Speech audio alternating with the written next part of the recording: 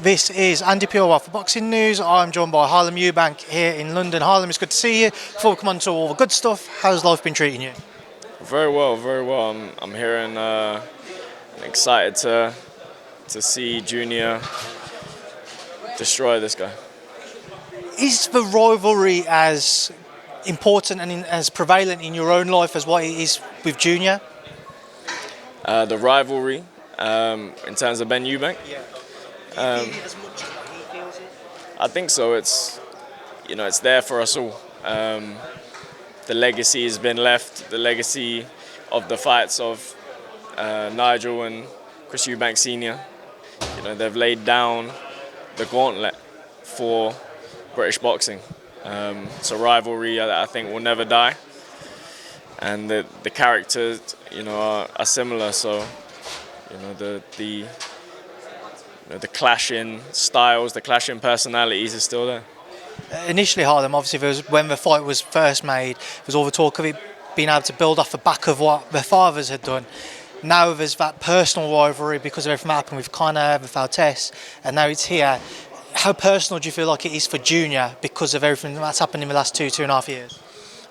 I don't think it's personal. I think Junior's quite a cold character. He doesn't really get involved in emotional games, but he does represent clean sport, and anyone that cheats, as he said, he wants to make an example of them, and when it's becoming more common in the sport, it needs to be highlighted, and Junior is one of them guys that are going to highlight it and is going to make someone pay, for what they've done. On that note then, Harlem, it certainly seems to be a common theme from the team. It's going to be a statement from Junior against Conor Benn. What should we expect to see? A one-sided beatdown, punishment. That's what I'm expecting to see. I've seen a lot of talk from Conor's side of the team talking about his sparring with the likes of William Skull, Denzel Bentley. I've seen the Billy Joe Saunders rumour being mentioned that he's apparently going to go and watch Junior's hands being wrapped. What do you make of any of those stories? I think no one cares. No one cares who you've been sparring. No one cares if you look like Marvin Hagler, Roberto Duran. No one cares what you've done in sparring. What have you done in the fights? That's what people care about. What can you do on the big stage when the bright lights are there? What have you done in the past?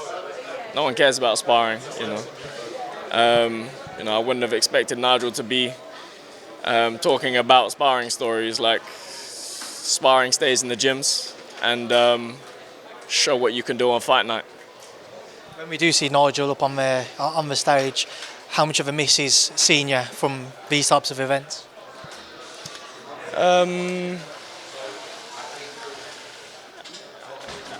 I don't think, Senior's not one of them guys that is going to be going back and forth with Nigel Benn. So, Senior is British boxing royalty. He is, not involved in any back and forths. He's done what he's done in the sport, and he's in a different stage of life now. So, I think he wouldn't be involved regardless in back and forth exchanges. Not expecting you to go into any details in terms of what's happened between Junior and Senior, but for yourself, has it been a bit difficult for yourself, finding yourself in the middle almost? Obviously, you've got a fantastic relationship with Junior, Senior as well, Senior involved in your career. Has it been difficult to see their fallout given your relationship with both of them? No, I don't know. I wouldn't say it's a massive fallout. I'd say,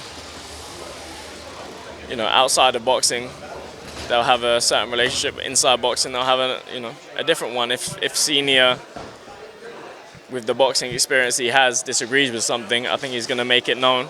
And I don't think that should have bearing on their relationship outside of the sport. Away from all things Junior, Senior, yourself, Jack Catterall, I've seen a few back and forths over Twitter. Is that a fight we could expect to see? Yeah, we called for the fight, and there's been positive talks back and forth, on both sides. So it's we're waiting for an offer from Matchroom, and hopefully, it's an offer that gives Jack the credibility that he's earned in the sport. You know, as being potentially one of Matchroom's best fighters. You know, around 140, 147. So, you know, hopefully that offer reflects that. There's also talks of a big US name coming over to headline in Brighton.